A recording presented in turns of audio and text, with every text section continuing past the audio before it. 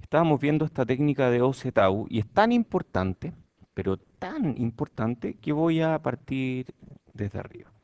Técnicas de estimación del ancho de banda. Entonces, lo primero que vimos aquí fue un ejemplo. Queremos estimar el ancho de banda y para eso vamos a llevar este pedazo de circuito a su equivalente en términos de impedancia para ponerla en paralelo con este capacitor y así hacer los cálculos más fácilmente.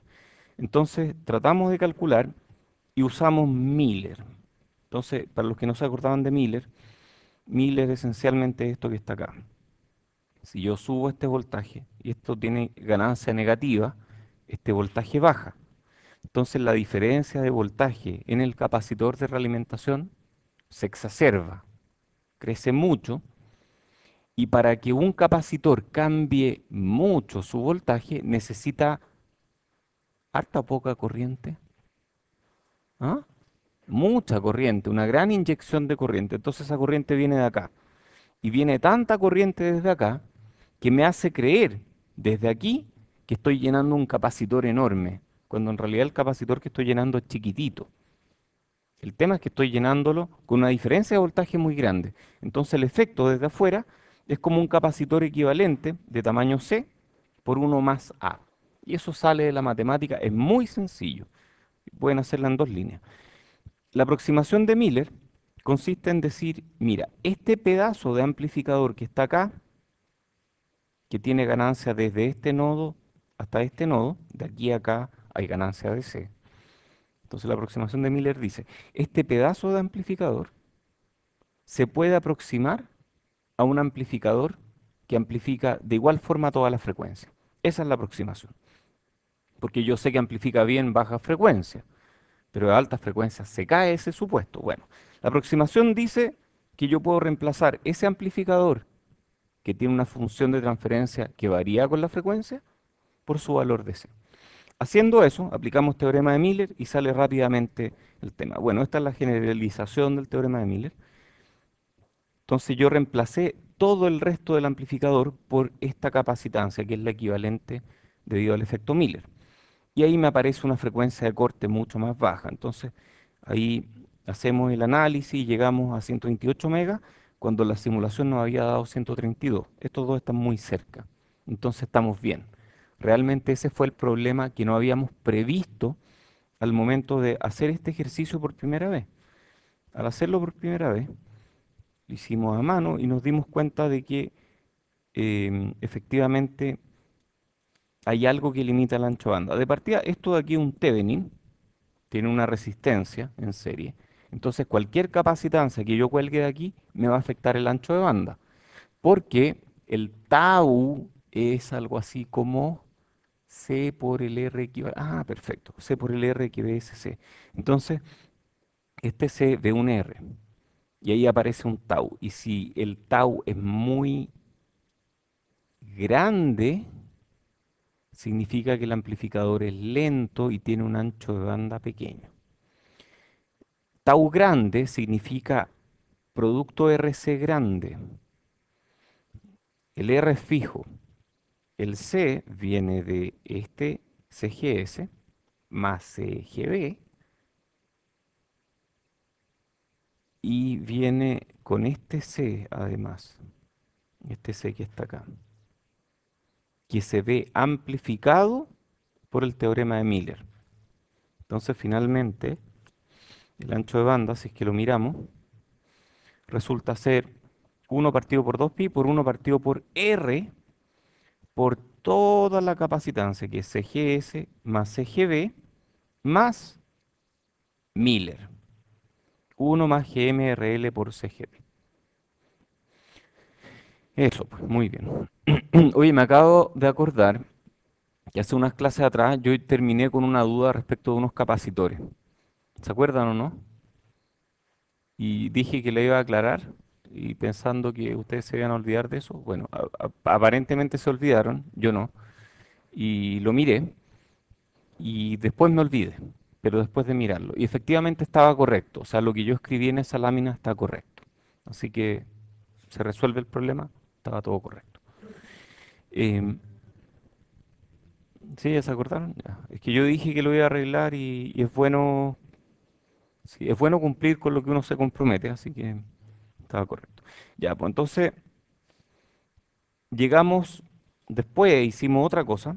¿Qué pasa cuando ponemos una capacitancia de carga muy grande? Entonces, ¿cuántos polos tiene este circuito? A simple vista, cuatro. Pero a ver, estos dos de aquí están en paralelo, entonces son un polo. Esto da un polo. Después, este de aquí da un polo y esta cosa de aquí, no sé. ¿Ah? ¿Da un cero? Da un cero, sí. Esto de aquí está dándome un cero que de hecho aparece ahí. ¿Y por qué? ¿Cómo se puede ver que da un cero? ¿Alguien leyó el Vorperian? ¿Se acuerdan que dije que leyeran eso? Ya, ok, es un pasalto esto de aquí. Se ve como un pasalto, entonces, claro, tiene que tener algo que se parezca a un cero. Hay otras formas de verlo, y es que a muy alta frecuencia, pesquenme con esta, a muy alta frecuencia, este capacitor se comporta como, ¿qué cosa? Como un cortocircuito. A muy alta frecuencia es un cortocircuito. Entonces, este nodo y este nodo a muy alta frecuencia quedan coheteados. Este nodo es la entrada. Bueno, esta es la entrada, pero en realidad tiene su deadening. Esta es la entrada, esta es la salida. Entonces esto me dice que a muy alta frecuencia la entrada y la salida son iguales. Entonces a muy alta frecuencia esta cosa no amplifica. A muy alta frecuencia es como que si la entrada fuera cero, la salida sería el mismo cero. O sea, eso produce un cero. La salida es cero, produce un cero. Ok, es otra forma de verlo. Bueno, aparece un cero y un polo, porque los ceros siempre vienen acompañados de polo, y aquí hay otro polo, pero yo no tengo idea cuál es el que me afecta más. ¿Alguien podría decir cuál es el que afecta más? Aquí, ¿cuál es el que me está afectando el ancho de banda? ¿Cuál es el polo dominante? Yo no puedo decirlo. Yo tengo una noción, y es que si CL es muy grande,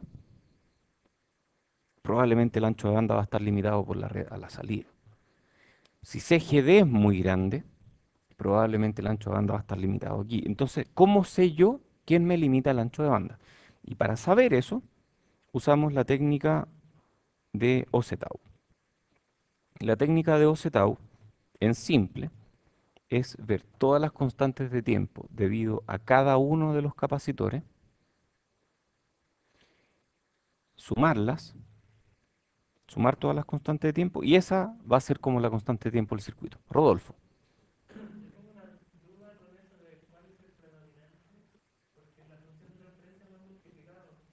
Sí,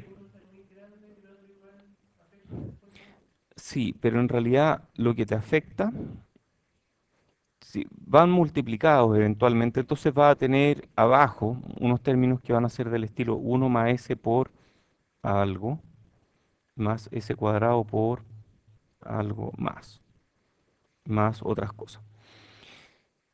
Suele ser esto la constante de tiempo dominante. O sea, esto de aquí, vamos a verlo después, pero esto de aquí es el que realmente te afecta. Estos de aquí te afectan ya cuando está a muy alta frecuencia, cuando esto se vuelve muy relevante, o sea, muy alta frecuencia. Pero a baja frecuencia, para polos dominantes, es el término que acompaña a ese realmente lo que te afecta. Y vamos a ver que el término que acompaña a ese es la suma de las constantes de tiempo individuales. Es. No hay otro. Es esa suma. ¿Cómo puede ser? Ah, ya hagámoslo.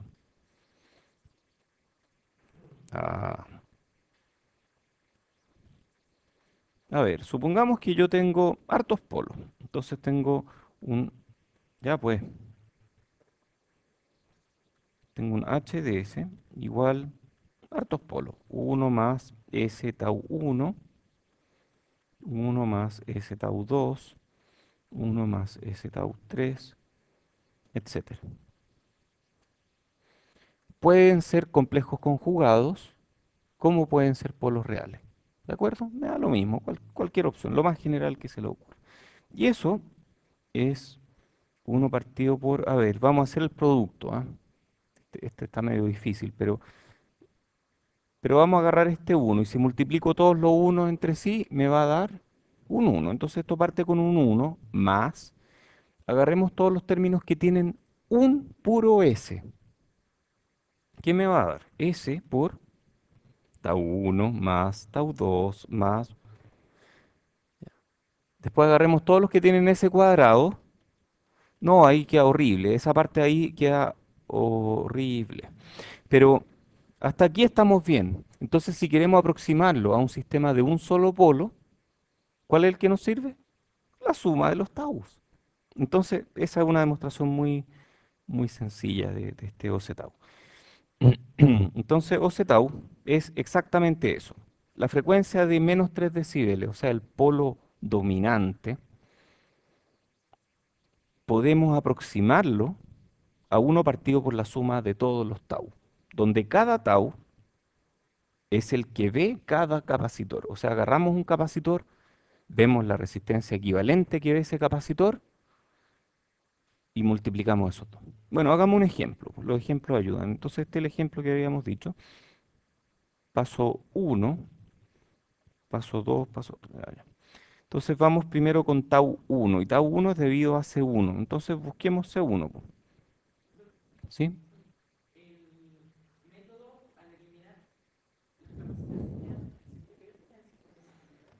Veámoslo aquí, quedan en circuito abierto.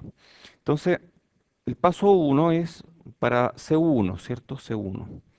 Entonces, si yo quiero analizar C1, bueno, apago la fuente de I, tengo RI, tengo C1, perdón, C2 queda abierto,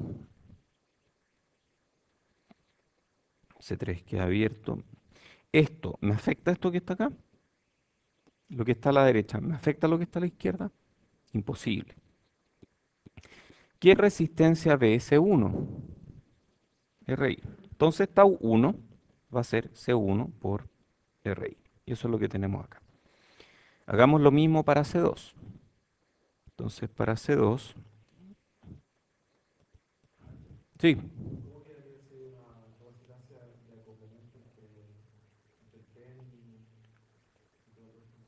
eso es una gran pregunta.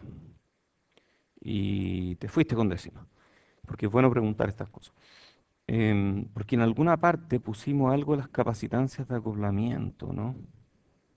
Acá.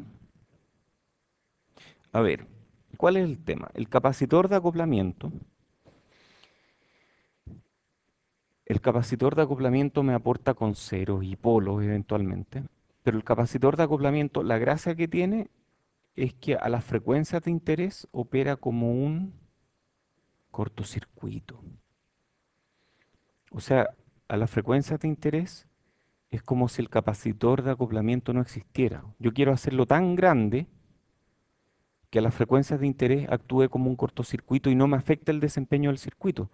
Por lo tanto, el capacitor de acoplamiento no va en este análisis de OZU, porque el capacitor de acoplamiento no me limita la máxima frecuencia a la cual puede operar el circuito.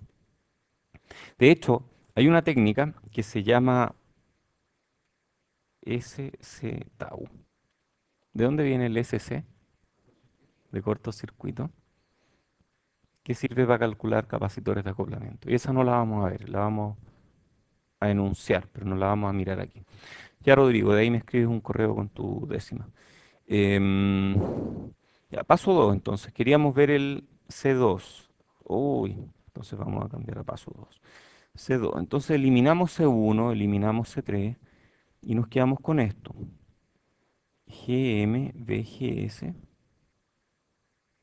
RL. Y aquí está C2,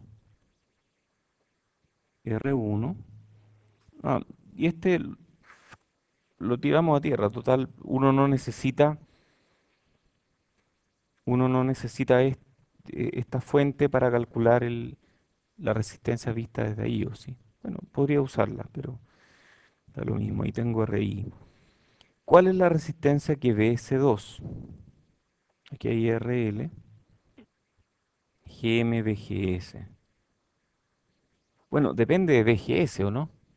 Porque si existe un VGS aquí, perdón, este es VGS. Si existe un VGS, va a haber corriente acá. Ok, pero si yo apago todo, si yo apago absolutamente todo, no sé, pues a ver, apaguemos esto. Y vamos a poner aquí una fuente de prueba. Esta aquí la VGS. Vamos a poner aquí una fuente de prueba para calcular la resistencia equivalente vista por ese capacitor. Porque yo no me la sé, entonces vamos a poner una fuente de prueba VT y vamos a calcular la corriente de prueba. Mejor pongámosla al revés, VT así. Y calculamos la corriente de prueba que sería esa, IT, ¿cierto? ¿La dirección está correcta o no? Si definí VT en esa dirección, ¿IT está bien así? Sí, pues está bien, porque IT sale de VT. Ya, ¿cuánto es IT? Podemos calcularlo así así rápidamente, ¿o no? Quizás no. A ver, IT va a ser, IT va a ser la suma de GM, VGS, más, más esta corriente. Y esta corriente es, espérate, este es VO, a este llamémosle, a VGS llamémosle VI. VI, GM, VI. Ahí está más fácil. Entonces esto es GMBI. Y entonces IT va a ser GMBI más VO partido por RL. ¿Todos de acuerdo, no? Esa es una ecuación. Otra ecuación para I sub T. ¿Ah? Menos VI partido por RI, porque menos VI partido por RI es esa corriente partido por RI. Uy, qué bueno, porque con esta yo puedo despejar al tiro VI, ¿cierto? Entonces VI es, paso el signo para allá, menos ITRI. Ah, y yo puedo poner esta allá arriba, entonces IT es GM por... ¿Usé nodo o malla en este? Da lo mismo, da lo mismo eso. ¿Se acuerdan cuando estaban chiquititos ustedes? Usamos nodo, usamos... Da lo mismo. Menos IT por RI, entonces GM por menos ITRI más VO partido por RL. Uy, se me complicó esta cosa porque yo quiero VT. ¿Ah? Sí, pucha, qué complicado. VT, entonces igual me sirve VI. Bueno, saquemos VO y lo restamos. Podríamos haber hecho algo más inteligente, ¿o no? Por ejemplo, dar vuelta a estas dos. O referir este a tierra, decir que esto es tierra y cambiar lo otro a otra cosa. Podríamos haber hecho algún truco de ese estilo, pero ya no lo hicimos.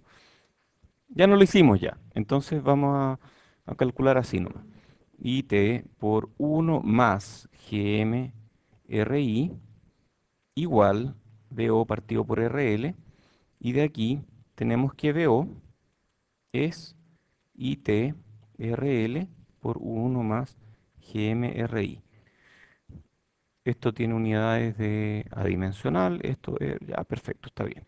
Nosotros queremos VO menos VI, ¿cierto? Entonces queremos IT RL. VO menos VI es IT RL 1 más GM RI. Eso era, ¿cierto? Menos VI que es IT RI. Menos, pero el menos por menos da más, ¿cierto? Más IT RI. Ah, y esto es VT. Y VT partido. Ah, perfecto, ahí salió. Entonces el R equivalente es RL por uno más GMRI más RI. Perfecto. Y el tau equivalente, entonces va a ser C2 por RL 1 más GMRI más RI. Que es como eso, ¿cierto? C2 por... Eso es, ¿o no? RL, ahí está RL, más RI más GM RI RL. Sí, parece, sí, ese está bien. Está perfecto, ya. Entonces nos dio. Igual yo así al ojo no lo habría podido calcular. Yo estaba tentado en decir, si apago esta queda cero. Pero no es así, po. Si uno le pone una fuente de prueba, no es cero. Entonces, ojo con eso. Ya, vamos al paso 3. El paso 3 es eliminar C1, queda abierto. Eliminar C2, queda abierto. Apago mi fuente de entrada. Si apago esta fuente de entrada y estos dos están separados, entonces yo tranquilamente aquí puedo decir que VGS es cero y este es cero. Si me cuelgo de aquí y aplico una fuente de entrada, el R equivalente que veo desde afuera es RL y no hay otra. Entonces, de ahí tau es C3 por RL. Listo. Salió fácil. Entonces ahora tengo los tres taus. Tau 1, tau 2, tau 3. Entonces, para estimar el ancho de banda, lo que hago es omega de menos 3 decibeles va a ser parecido. Esto no es exacto. No es exacto. A menos que J sea igual a 1. Cuando J es 1, esta expresión es exacta. ¿Qué es J? Ah, el número de taus. Ah, perfecto. Entonces, cuando tengo solamente una constante de tiempo en el circuito, o sea, cuando tengo un capacitor, esta expresión es exacta. Pero cuando tengo más constante de tiempo, no es exacto. Entonces, comprobamos C1 es CGS más CGD, C2, etcétera. Hacemos la comprobación y calculamos. Este es tau 1, este es tau 2, este es tau 3. ¿Cuál es el peor tau aquí? ¿El más chico o el más grande? El más grande, ¿cierto? Más lento. Tau lento, el más grande. Entonces, parece que sería... Está como entre estos dos, ¿no? O sea, este me afecta re poco. O sea, C3 realmente me afecta súper poco. Y yo de aquí, usando 12 tau, calculo que el ancho de banda es 125 megas. Spice me dijo 132 megas.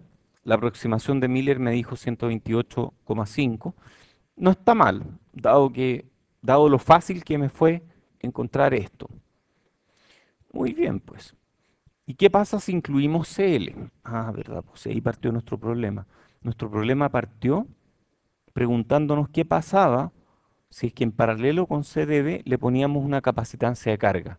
Y no supimos respondernos cómo nos cambiaba el ancho de banda. Sospechábamos que podía ser malo. Pusimos una capacitancia de carga enorme, ¿cierto? Típica de un osciloscopio. Y luego hicimos el análisis y nos preguntamos, ¿qué pasa si es que incluimos CL? Al incluir CL, aquí, que es enorme, 10 picofarad más lo que sea es 10 picofarad. Entonces, con un kilo chuta, ahí realmente se nos fue a las nubes la constante de tiempo. O sea, aquí Tau 3 domina, estas dos son chiquititas. Entonces ahí tenemos que efectivamente la frecuencia de menos 3 decibeles baja un montón, a 14 megas. Entonces la tercera constante de tiempo domina sobre las demás y nos reduce el ancho de banda. ¿Se fijan la perspectiva que da esta técnica que permite ver cuál de los capacitores es el que está molestándome en el ancho de banda? Es notable. Yo lo encuentro demasiado bueno. Bueno, tiene un gran potencial, qué divertido, dije gran potencial como si fuera un alto voltaje. El análisis incluye capacitancia de salida y capacitancia de Miller. eh, Perdón, el análisis incluye capacitancia de salida. Muy bien. Y la capacitancia de Miller, que habíamos visto ese CGD, no es un problema para el análisis. Y el resultado es que es muy chico. Entonces el método entrega una visión clara de qué es lo que limita el ancho de banda de un circuito. Eso. ¿Cómo funciona el método? Bueno, esto ya lo adelanté después de la pregunta de Felipe. Cada constante de tiempo se relaciona con el ancho de banda que produciría si fuera la única constante de tiempo. Ese es el cuello de botella local. Entonces, por simplicidad, el método combina linealmente los cuellos de botella locales. Matemáticamente, esta es la idea. Y uno puede demostrar, como ya lo hice, que ese término es la suma de los tau individuales. Esta aproximación funciona bien a menos que haya dos polos complejos subamortiguados o muchos polos con magnitud comparable. ¿Cómo fue eso? A ver, que haya polos complejos subamortiguados. Ah, de esos típicos que me producen respuestas en el tiempo subamortiguadas como algo que no se establece nunca. Ah, bueno, pero eso está bien, pues si no se establece nunca voy a tener problemas. De acuerdo. Y el otro caso en el que puedo tener problemas es cuando tengo muchos polos con magnitud comparable. ¿Y por qué eso? ¿Mm? Porque no hay una dominante, ¿cierto? Ese es el tema. Cuando hay muchos polos con magnitud comparable, no hay ninguno que sea dominante. Entonces ahí el método me va a subestimar muchísimo el ancho de banda. Este es un ejemplo sencillo del caso anterior. Esto es RC, buffer. ¿Por qué pusimos un buffer aquí? Para que no nos cargue, porque si no nos va a producir un efecto RC y RC ahí, un corcho horrible, olvídense eso. Y otro RC. Entonces la función de transferencia aquí es trivial. Ustedes la pueden calcular. Es RC, 1 partido por 1 más SRC, todo eso al cuadrado. Listo. Y el ancho de banda exacto, si es que uno hace el cálculo, es esto. Y si yo aplico OZ-tau, el ancho de banda es esto. Aplicando OZ-tau. Ah, sí, pues, porque las dos constantes de tiempo son iguales. Entonces OZ-tau realmente me subestimó demasiado el ancho de banda. Y eso es malo. El error que produce en este caso es de un 22% y ese error empeora si es que tengo más etapas. Entonces las estimaciones de OZ-tau suelen ser conservadoras. Entonces si uno calcula algo con OZ-tau y le da un valor, uno puede suponer que el ancho de banda en la práctica va a ser un poco mayor. Salvo rarísimas excepciones. ¿Les gustó OZ-tau? Uy, lo hubiera aprendido en electrónica. Habría sido tan interesante. Bueno, exactitud y otras precauciones. La exactitud es buena entonces cuando hay un único polo dominante. Ahí es realmente buena la exactitud. Muchos circuitos prácticos tienen un polo que domina sobre el resto. De hecho, muchos circuitos prácticos requieren que haya un polo dominante. Por ejemplo, el OPAMP requiere que haya un polo dominante. Entonces, OZTAO es bueno. Algunos elementos, capacitancia, acoplamiento, tienen que ser eliminados. Esto respecto a la pregunta de Rodrigo, antes de aplicar OZTAU. Entonces, las capacitancias de acoplamiento hay que cortocircuitarlas. Estos capacitores operan como cortocircuito a las frecuencias de interés, no degradan el ancho de banda. Existe otro método que no vamos a ver en este curso, que es justo el método dual de OZTAU. O sea, uno cambia todo por su dual, el némesis, que se llama constantes de tiempo de cortocircuito, SCTAU, que permite determinar el tamaño de los capacitores de acoplamiento. Pero búsquenlo, yo ni me lo sé, la verdad es que no. O sea, es justo lo contrario de este. Me imagino que no es muy difícil. No lo uso tampoco, así que da lo mismo. El método ZTAU no entrega información acerca de los ceros de la función de transferencia. Los ceros no están metidos en OZTAU. Y OZTAU no permite identificar polos individuales. De hecho, es un tema bien complicado, tema de los polos. Porque cuando uno mira un circuito aquí, miremos uno, a ver, ¿dónde hay un circuito? Uno mira este circuito y dice, ya, en este nodo hay un polo. Todos están de acuerdo con eso que dije, ¿no? En este nodo hay un polo porque claramente hay un C que tiene un R. Pero yo puedo decir lo mismo de aquí. Es un poco más raro, ¿ah? Entonces, la conclusión es la siguiente. No todos los nodos tienen un polo asociado. Y no todos los polos tienen un nodo asociado. Entonces, a veces uno mira un nodo y dice, ahí hay un polo. Claramente, ahí aparece un polo. Listo. Pero no es lo típico. Entonces, ojo con eso. Lo típico es que los polos estén escondidos en el circuito, como fue el caso de este que está acá. Y eso no nos da un polo tampoco. ¿De acuerdo? Ya, sigamos con lo que viene, que a mí me llama mucho la atención. Ya saben lo que viene, ¿no? ¿Ah?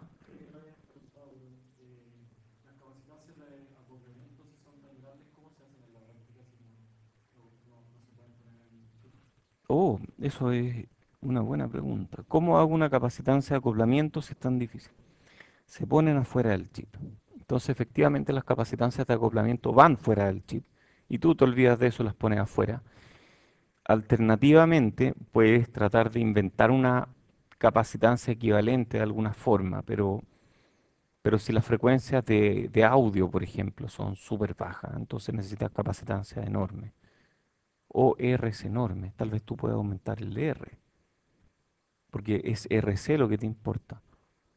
Entonces se puede jugar, pero sí hay un tema ahí. Los capacitores de acoplamiento típicamente son externos. O la otra alternativa, que es lo que hacemos en electrónica integrada, es no usar capacitores de acoplamiento. Pero eso viene como en dos clases más. ¿Cómo no usar capacitores de acoplamiento? Entonces, ¿cómo metemos las señales? Porque el capacitor de acoplamiento se come el nivel de C. Entonces habría que meter las señales, pero sin el nivel de C, o restarle el nivel de C tal vez, ¿o no? ¿Ah? O sea, si le restamos el nivel de C antes de entrar con la señal, entonces necesitaríamos un amplificador que no me tome la entrada, sino que me tome la entrada menos su nivel de C, o la diferencia entre la entrada. ¿Ah? Ajá, va por ahí el tema, exacto. Vamos a hablar de amplificadores diferenciales después. Y esa es la forma práctica en circuitos integrados de no depender de capacitores de acoplamiento. O sea, en circuitos integrados uno rara vez tiene internamente un capacitor de acoplamiento. Muy rara vez. O sea, se ponen afuera, yo los pongo afuera. Para este circuito que les comenté antes de la clase, va afuera. ¿Va afuera o no? Sí, va afuera. Y es muy grande o hay que hacer algo para no tener que ponerlo. Y hablemos de ruido. Y este capítulo para mí es espectacular. No es el más entretenido para mí, pero es súper importante. Y yo sé de algunos que les interesa mucho este capítulo en este momento, así que eh, por temas de investigación. Así que está bien. Hay varias lecturas y partamos con el principio. El ruido electrónico, uy, lleva apellido, ruido electrónico. O sea, no es solo ruido, vamos a hablar de ruido electrónico. Este capítulo es de ruido electrónico, sí. ¿Habrá otro ruido? Qué raro. Es un problema muy importante y fundamental. ¿Y por qué hablo de muy importante y fundamental? ¿No es lo mismo? No es lo mismo, parece, ¿ah? No es lo mismo. Muy importante significa que me afecta. ¿Y fundamental qué significa? Que es intrínseco de los dispositivos, que viene de la física. Eso es fundamental. Viene de los fundamentos. Entonces son cosas distintas. En el diseño de circuitos integrados analógicos de alto desempeño. El nivel de ruido afecta la fidelidad o exactitud de las señales. En general, cuesta caro minimizar el ruido. Hay un compromiso con potencia y ancho de banda. Entonces, pareciera que si yo tengo un ancho de banda muy chiquitito, tengo poco ruido. Vamos a hablar de eso. O si yo le meto harta potencia a un circuito, tal vez puedo bajar el ruido. Entonces, esta sección, este par de clases, es una introducción al ruido electrónico a nivel de componentes, resistores y MOSFETs. Después de que aprendamos el ruido de los resistores y el ruido de los MOSFETs, no hablamos del ruido de los capacitores. No disipan, y si no disipan, no presentan ruido. Lo que tú dijiste es cierto casi siempre, pero es divertido. En física de partículas hay una capacitancia que te aumenta el ruido. Y tal vez la vamos a estudiar en algún momento en relación con algún circuito. Oye, entonces parece que los componentes que disipan son los que tienen ruido. Mm. Entonces, una vez que aprendamos los modelos de ruido, vamos a ver cómo calcular el ruido en un circuito. Entonces, primero los modelos y con los modelos, cálculo de ruido. Vamos a aprender a calcular la razón entre la señal y el ruido en un circuito RC muy simple y luego en un amplificador de CS. Y de aquí para adelante. Muy bien. Entonces hay diferentes tipos de ruido. Está el ruido hecho por el hombre, que nosotros le llamamos interferencia, o en general interferencia electromagnética, pero puede ser más tipos de interferencia. Por ejemplo, está el acoplamiento entre señales. Si yo tengo dos señales que van corriendo en alambres parecidos, y estos alambres son largos, entonces yo aquí tengo una señal, y aquí tengo otra señal, y aquí hay acoplamiento capacitivo. ¿Cómo modelo yo estos dos alambres largos? Porque aquí igual hay un R. Entonces yo podría modelarlo como una red RC distribuida o alguna cosa así. Pero bueno, si este se mueve, va a provocar que este otro se mueva también, especialmente si la impedancia es alta. Entonces parece que ahí hay una especie de que si uno habla, el otro escucha, aunque el otro también está tratando de hablar. Entonces a eso se le llama crosstalk. Y en español se habla de diafonía. Yo nunca me acuerdo esta palabra una vez al año cuando dicto este curso, pero no es algo que yo maneje, yo siempre hablo de crosstalk.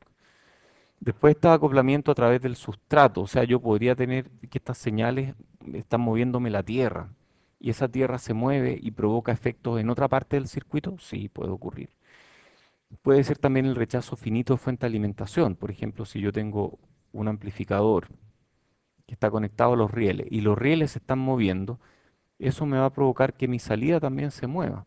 Entonces, cuando la PSRR es finita y es muy finita, eso provoca problemas de ruido hecho por el hombre, porque esa PSRR es mala, porque esta señal que yo no quiero viene, por ejemplo, de una fuente mal hecha o una fuente ruidosa. Entonces ese ruido es ruido hecho por el hombre.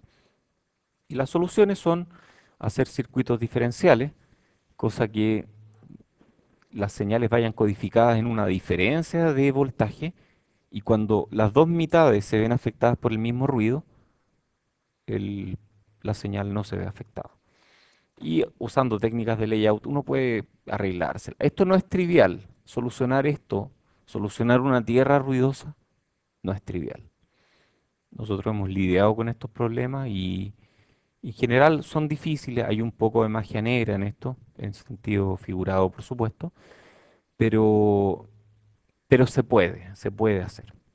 Y si yo hago bien la pega, eventualmente puedo terminar con muy poco ruido de interferencia o muy poco ruido hecho por el hombre. Entonces ese ruido es el que no vamos a mirar en este curso. Vamos a asumir que eso es fácil de resolver o que al menos se puede resolver a través de alguna técnica inteligente. Y está el otro ruido, que es el ruido fundamental, y a ese le llamamos ruido electrónico y a ese le llamamos ruido de dispositivo. A ver, miremos este de nuevo. Interferencia. Uno al tiro se imagina ondas electromagnéticas. Y una forma de blindarme de ondas electromagnéticas es poniendo una jaula de Faraday, que no era donde encerraban al señor Faraday. Y, y esa jaula tiene que ir a tierra o no, o no tiene que ir a tierra. ¿Quiénes creen que debería ir a tierra? ¿Quiénes creen que no debería ir a tierra? ¿Quiénes no saben si debería ir a tierra o no? A ver, démosle una vuelta a las jaulas de Faraday.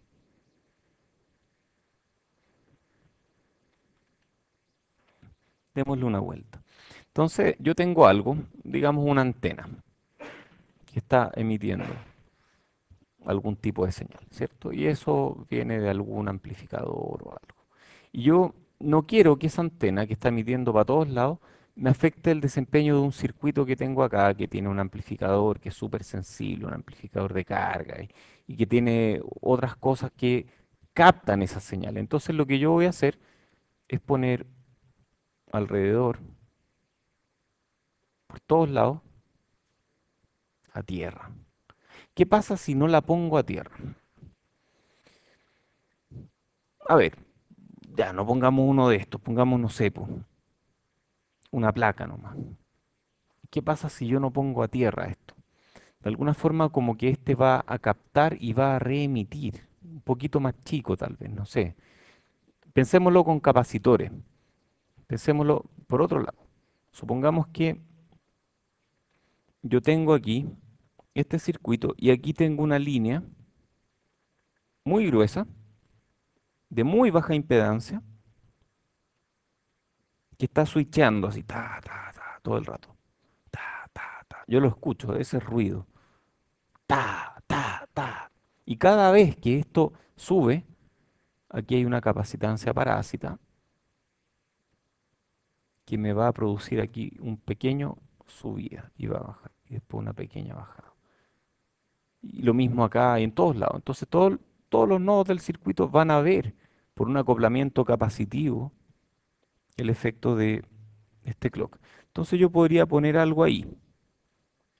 Y la primera pregunta es, ¿debería poner algo a tierra o no? Si no pongo algo a tierra, esto va a aparecer como un capacitor, donde este nodo está flotando y aquí va a aparecer otro capacitor. Entonces voy a tener dos capacitancias en serie, lo cual, pero son dos capacitancias más chicas. Esto no me va a atenuar en nada, no me atenúa, porque si este se mueve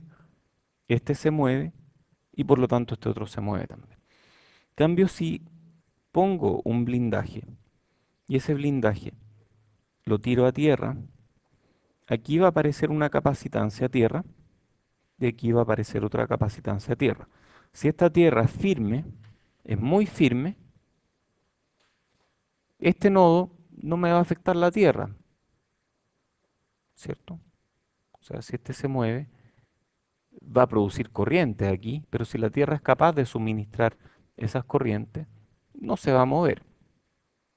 Y si esta no se mueve, este lo único que va a haber es una carga capacitiva a tierra un poco más difícil de manejar, pero no va a haber ruido en esa tierra, entonces no me va a afectar el desempeño del circuito.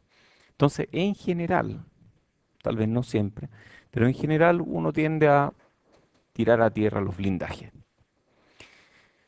Ok, entonces vamos a hablar del ruido electrónico o ruido de dispositivo, que no tiene que ver con blindaje. O sea, si yo pongo un blindaje electromagnético y blindo todo esto y tiro el mejor blindaje con tierras de oro si quieren, de diamante no tendría mucho sentido. eh, Pongo la mejor tierra que se me ocurra poner, yo igual voy a tener este ruido electrónico, ruido de dispositivo. Y ese ruido es fundamental, viene de la física. Hay varios ejemplos. Está el ruido térmico, que es causado por el movimiento aleatorio de los portadores, y contra ese no hay nada que hacer. Y el ruido de la tecnología, que tiene varios nombres, hay varios tipos. Uno de ellos, por ejemplo, el ruido de parpadeo, otro nombre del que no me acuerdo mucho, yo hablo de flicker noise, y ya vamos a ver qué los causa. Entonces, este es el ruido del que nos vamos a preocupar en este capítulo y en todo lo que viene en el curso. Sí, depende, es muy dependiente del sistema, porque el ruido depende de la frecuencia. Incluso el ruido fundamental depende de la frecuencia. Entonces, si es algo de muy baja frecuencia, van a ser diferentes tipos de ruido. Por ejemplo, en el caso de frecuencias de audio, que son tan bajitas, el ruido que más te afecta suele ser ruido de cuantización, que es el ruido que ocurre cuando tú llevas esa señal a digital. Y ese ruido de cuantización es ruido de redondeo al final. O sea, ese no es un ruido que vamos a estudiar aquí, es ruido porque redondeaste la señal. Entonces, no, curioso. Después, no sé, pues en física de partículas, parece que el ruido blanco es el que más nos afecta y también el ruido de baja frecuencia. Y en lectura de CCDs, el ruido de baja frecuencia es el que impide llegar a niveles de ruido cero. Entonces, depende realmente. Si tú mides por mucho tiempo y te demoras mucho en medir, el que te impide bajar el ruido es el ruido de baja frecuencia. Si tú mides rápidamente, el que te limita es el ruido blanco. Entonces, como digo, depende del contexto. Entonces, todos son importantes. No es que uno se pueda preocupar de uno nomás y olvidarse del otro. Eso no pasa, lamentablemente. Entonces hay que entender bien. Bueno, hablemos de razón señal a ruido, Signal to Noise Ratio, SNR. Es la potencia. Ah, esto se mide en potencia. Potencia de señal partido por potencia de ruido. Esto no es voltaje partido por voltaje. Esto es potencia partido por potencia. Y entonces si yo la mido en decibeles, esto va a ser, ¿cómo en decibeles? La fórmula para potencia. 10 logaritmos en base de 10 de potencia partido por potencia. Y es proporcional a voltaje al cuadrado. Entonces las potencias se relacionan con voltaje al cuadrado. Y cuando hablemos de voltaje al cuadrado, vamos a hablar laxamente de potencia. Cuando yo diga potencia de ruido y está apuntando una B, esa B debe llevar un 2 arriba. ¿Y eso?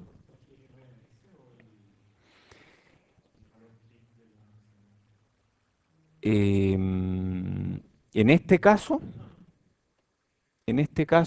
es potencia. Y la potencia, yo diría que hablamos de potencias promedios, ¿no? Si hablamos de potencias promedio, entonces este valor debiera ser el RMS, ¿cierto? Sí. Ya. Muy bien. Oye, entonces tenemos una señal de entrada al circuito y la salida es parecida, pero tiene ruido y lleva señal. Entonces esto es señal y esto es ruido. Y el ruido me afecta a las mediciones porque yo no sé si esto que estoy mirando es ruido o es señal. No sé, es imposible saber. ¿Por qué es importante el ruido? Por eso mismo. Esta imagen de aquí a la izquierda está sin ruido. Esta imagen de aquí a la derecha lleva ruido. Entonces, ahí uno ve visualmente, ¿cierto? Uno puede ver el efecto del ruido. Lo mismo pasa en las señales. Muy bien. Después viene esto otro, respecto al ruido. La fidelidad de los sistemas electrónicos está determinada por su SNR, razón, señal a ruido. ¿Qué queremos que sea muy alta o muy baja? La SNR. Alta, ¿cierto? Entonces, la SNR es buena y la PSRR es buena también, queremos que sea alta. Y la THD, no, esa es de otro curso, esa es mala. Entonces hay unas que son buenas y otras que son malas. La SNR es buena. Ya. Oye, ¿qué más? Bueno, aquí dice Playboy, eso está bien, eso no es un error de tipeo. Efectivamente, esta imagen viene de Playboy. Pero se usa en procesamiento de imágenes, ya un estándar. Entonces, la fidelidad de los sistemas electrónicos está determinada por su SNR. O sea, cuán bueno es un sistema electrónico tiene que ver con cuán grande es la señal respecto del ruido.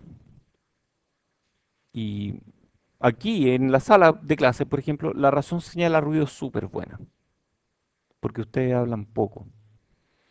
Pero hay otros lugares donde la razón señal a ruido es mala. Por ejemplo, si vamos a un restaurante muy ruidoso o en una discoteca. Es terrible, hablar en esos lugares es terrible. Entonces, ahí algo que puede no ser ruido realmente que otra conversación, para efectos de mi conversación es ruido, y mi forma de hacer llegar un mensaje a otra persona es hablando más fuerte, aumentando mi señal. Entonces, la razón señal a ruido es súper importante, ¿cierto? Sistemas de audio, cámara, las cámaras, ¿cierto? De nuevo aquí, imagen ruidosa. Generadores de imágenes. Es el nombre en español de imagers, que son estos chips que detectan una imagen, que son capaces de producir una imagen. Transceptores inalámbricos y alámbricos. Eso también se ven afectados por el ruido. Entonces el ruido electrónico puede ser transado por disipación de potencia y rapidez. ¿Qué significa que pueda ser transado? ¿Mm? O sea, yo puedo bajar el ruido que es algo bueno para mí, pero tengo que perder algo más, o disipar más potencia, o bajar el ancho de banda. Ese es más o menos, esa es más o menos la lección de esta serie de clases. En la mayoría de los circuitos, el diseño para bajo ruido implica capacitores grandes, por lo mismo que decías tú, los capacitores parece que filtran el ruido.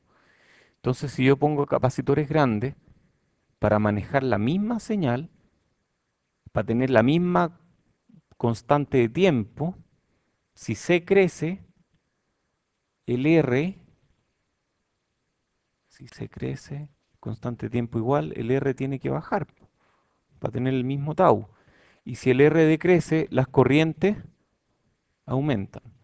Entonces va por ahí. Eso es una de las formas de verlo. Hay otras formas de ver esto mismo.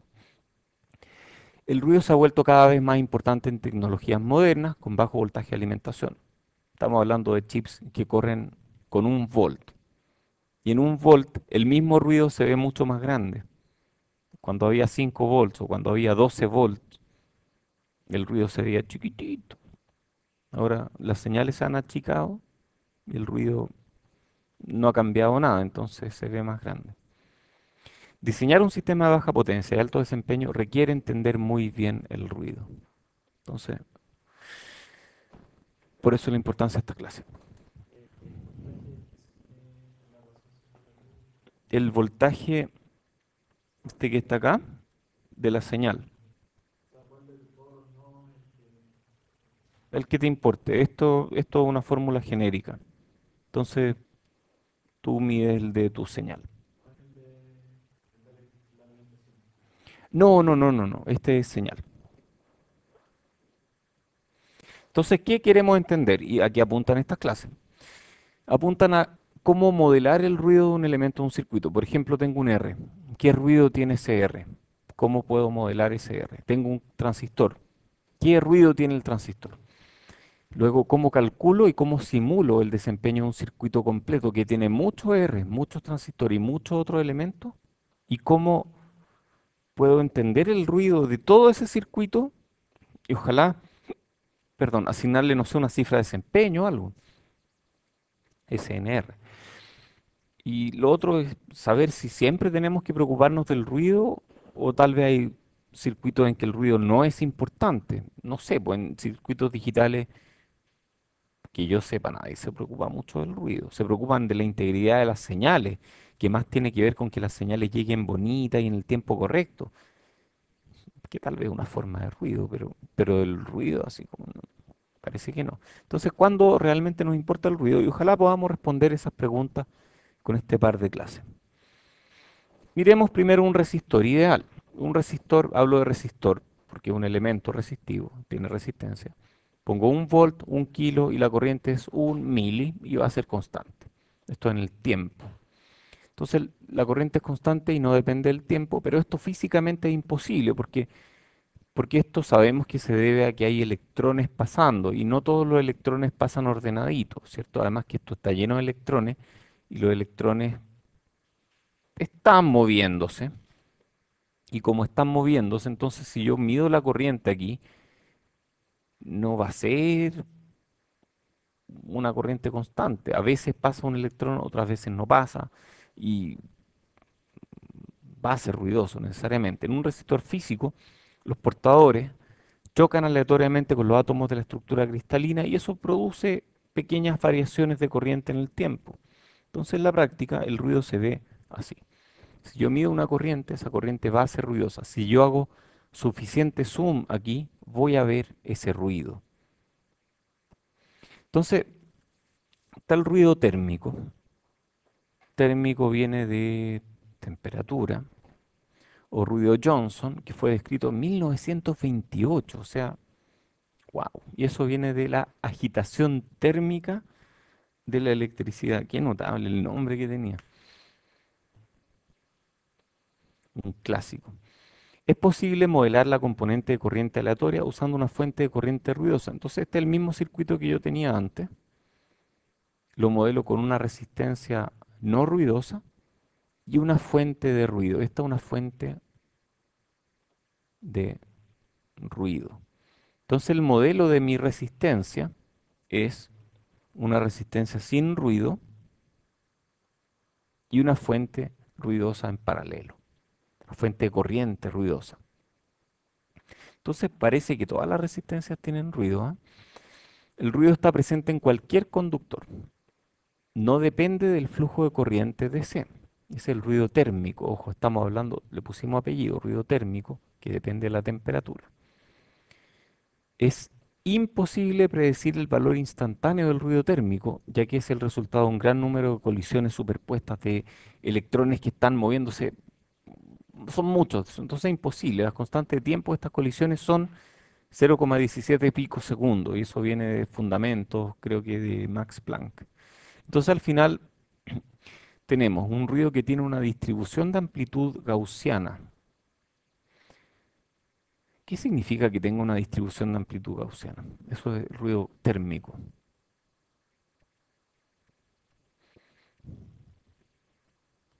¿Qué significa? A ver, si yo mido esto, yo me voy a centrar en esto. A ver, esta es la corriente. Miremoslo de lado. Entonces vamos a poner un ojo aquí, a mirar esto de lado. Si yo miro esto de lado y hago un histograma de los niveles de ruido, voy a ver que esto es un histograma. Entonces, ¿qué debería poner aquí? La corriente, donde esta es la corriente DC, y aquí, si un histograma, ¿qué va en este eje? Las veces que ocurre esto, ¿cierto? Entonces la corriente va a tener una distribución gaussiana, centrada en mi corriente DC, pero que presenta esta campana, ¿cierto? Y algo que tiene menos ruido. ¿Cómo se vería esta distribución gaussiana en algo que tiene menos ruido? Exactamente. Oye, estoy dibujando pésimo porque estoy mirando la pantalla, entonces veo la distorsión de la pantalla y me ajusto a ella. Disculpen. Entonces, y DC. Y ahí tengo ruido, este es el número de ocurrencia. Vamos a hacer algo con menos ruido.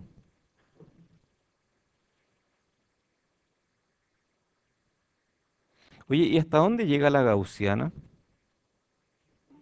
Hasta infinito. O sea, en teoría puede llegar hasta infinito. En la práctica, la gran mayoría de las veces está como restringida, ¿cierto? A algo. Una de las propiedades de la gaussiana, a ver, gaussiana, según la distribución normal, es lo mismo, ¿cierto? ¿Y qué propiedad tienen las distribuciones normales? Dos propiedades. Una es la media, ¿de acuerdo? Y otra es la varianza. ¿Y cómo le llamamos a la varianza?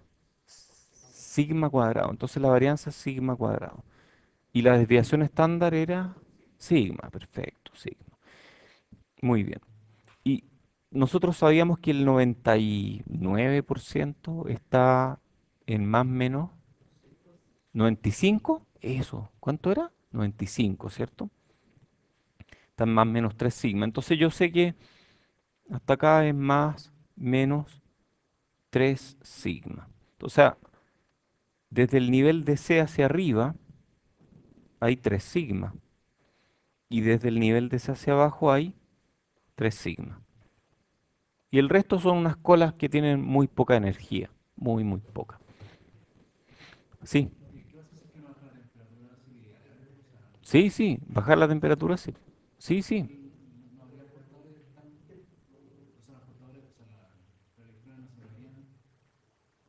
En cero absoluto no se mueven, no se mueve nada. Sí, sí, se puede. Ya vamos a hablar de eso. Oye, entonces, ¿cuánto hay aquí en sigmas? Hay como 6 sigmas, ¿cierto? O sea, esto de aquí que uno ve es como 6 sigmas. Uy, qué divertido. Entonces, si yo agarro un osciloscopio, me da risa la palabra osciloscopio. ¿Qué como osciloscopio? No sé, bueno, no importa. Que a mis niños les da risa. Entonces no queremos decir palabrotas, entonces, osciloscopio. Me da risa. Oye, bueno, si uno agarra un osciloscopio y mira esta señal de lado, así como, y ve que tiene un máximo y un mínimo, y eso tiene una diferencia, esa diferencia es como 6 sigma más o menos. O sea, uno podría estimar el ruido rápidamente mirando un osciloscopio. Qué notable, ¿o no? Qué notable. Entonces uno puede estimar el sigma del ruido, y el sigma es la desviación estándar, y de ahí uno pasa a varianza. Uy, qué bueno. Está bueno eso.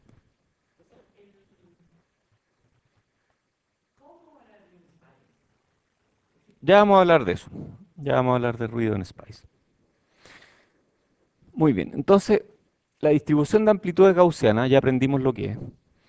Conocer la corriente en un momento determinado nos sirve para estimar la corriente en un momento determinado después, a menos que la diferencia de tiempo sea muy pequeña. En la práctica es imposible. Entonces, para todos los efectos prácticos, el ruido es aleatorio. ¿Ah? Es aleatorio. Y el ruido llega a frecuencias muy, muy altas. Entonces, la única propiedad del ruido que podemos predecir es su potencia promedio. Y su potencia promedio es, en esta gaussiana, es la varianza, es sigma cuadrado. Entonces, la potencia promedio es sigma cuadrado. ¿Y cuál será sigma? Y es como el voltaje, ¿cierto? El voltaje de ruido. Ya. Entonces, la potencia promedio. ¿Cómo calculamos potencia promedio de una señal cuando es determinística y tiene periodo t? Entonces sabemos que uno partido por t, por la integral en un periodo, entre menos t medio y t medios, por ejemplo, de i cuadrado r de t. Perfecto, esa yo me la sabía. Extendamos la definición para señales no determinísticas, en este caso asumiendo un proceso aleatorio real, estacionario y ergódico. A ver, ¿qué significa estacionario?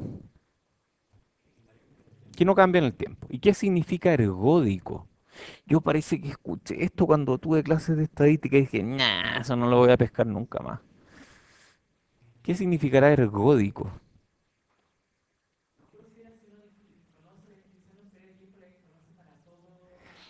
Es algo así, es algo así. Pero es que eso es estacionario, entonces ergódico tiene que ver con otra cosa. Si yo hago varios ensayos, todos los ensayos van a tener las mismas estadísticas. Entonces es parecido a estacionario, pero respecto a diferentes ensayos del experimento. Entonces, si yo hago un ensayo y mido sigma y hago otro ensayo idéntico, voy a medir el mismo sigma, voy a medir las mismas estadísticas. Entonces, la potencia del ruido, n es por noise, ruido, es el límite cuando t tiende a infinito de 1 partido por t por la integral sobre un periodo infinito de lo mismo. Pero esto es corriente de ruido, IN por R de t. Por conveniencia, típicamente eliminamos R, asumimos que el R está definido y nos olvidamos de ese R, y usamos el promedio, usamos el promedio de la corriente o voltaje al cuadrado en general. Entonces, para nosotros, eso va a ser el ruido. Entonces, el ruido lo vamos a asignar con IN cuadrado rayita arriba. Rayita arriba, ¿qué será? ¿Ah? ¿Qué es esa barra? ¿Ah? Es como un promedio, ¿cierto? Claro, estamos calculando potencia promedio, entonces de ahí viene. Entonces, y siempre vamos a asignar el ruido de esa forma, porque al final es como potencia promedio. Como el espectro del ruido térmico. Si miramos en frecuencia, la densidad espectral de potencia, PSD, Power Spectral Density, densidad espectral de potencia, muestra la densidad de la potencia de una señal en función de la frecuencia. Entonces, la PSD es, en el caso del ruido blanco, ruido térmico, no todo el ruido blanco es térmico, el ruido térmico es ruido blanco. Ojo. Entonces esto llega hasta frecuencias muy altas. Si yo mido frecuencia, llega hasta frecuencias muy altas. Oye, ¿y cómo sé yo eh, cuál es el ruido aquí? Porque yo tengo una densidad espectral de potencia. ¿Se acuerdan de la densidad de distribución de probabilidades o algo así? Esto es parecido. Entonces, la potencia promedio en una banda de frecuencia específica puede ser calculada integrando la PSD. Entonces, si yo tengo frecuencia F1 y F2,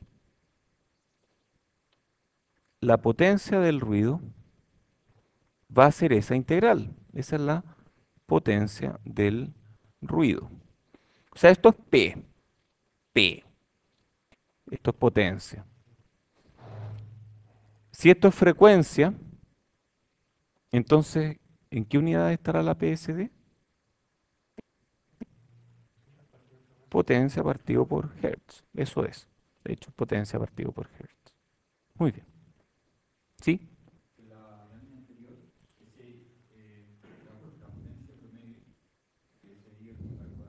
Ujú. ¿Cuál? Este de aquí, sí, este es el sigma cuadrado, perdón, el 2 va arriba, ¿cierto?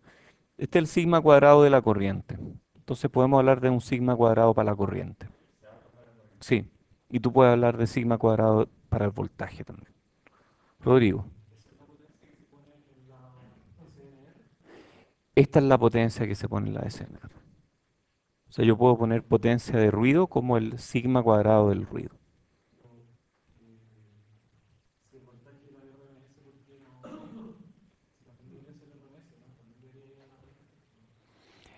A ver, si el voltaje es RMS, pero lo eleva al cuadrado,